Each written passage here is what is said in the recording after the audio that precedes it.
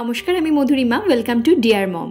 আজকে আমি আপনাদের সঙ্গে শেয়ার করব, ঠিক যেমনটা থাম্বনেল আর টাইটেলে দিয়েছি, বাচ্চাদের জন্য চিকেন কিভাবে তৈরি করবেন বা কী কী মশলা দিয়ে চিকেন রান্না করতে পারেন।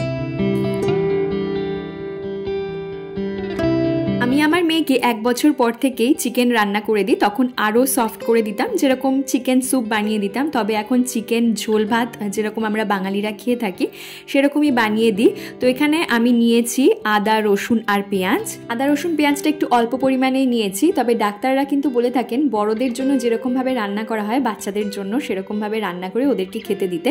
তাতে কি হয়, ওদের টেস্টের চেঞ্জ হয় এবং ওরা খাবার প্রতি আগ্রহী হয়। সর্ষের তেলের মধ্যে একটা ছোট আলু আমি প্রথমে ফ্রাই করে নিয়েছি। 2 চামচ মতন আদা রসুনের পেস্ট দিয়েছি। এরপর দিচ্ছি হলুদ গুঁড়ো, জিরে গুঁড়ো, গরম মশলার গুঁড়ো আর দিচ্ছি গোলমরিচ গুঁড়ো। সমস্ত ইনগ্রেডিয়েন্টসগুলো একটু ভালোভাবে নাড়াচাড়া করে নিচ্ছি। তারপর এর মধ্যে বোনলেস চিকেনটা আমি অ্যাড করে দিলাম।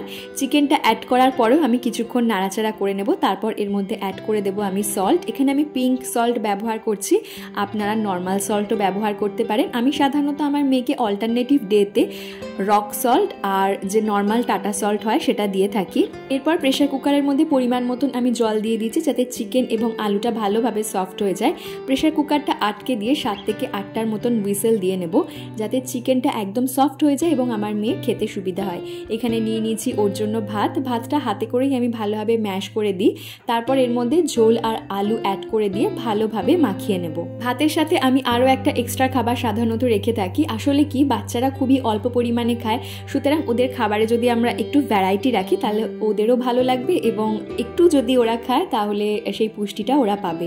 আমি সাধারণত আমার মেয়েকে ঘরে পাতা দইটা দিয়ে থাকি। এখানে আমি ওর জন্য একটা ছোট বাটিতে দই নিয়ে নিয়েছি আর তার মধ্যে দিয়ে দিচ্ছি গুড়। এখানে আমি অর্গ্যানিক তত্ত্বার যে গুড়টা হয় সেটা ব্যবহার করছি।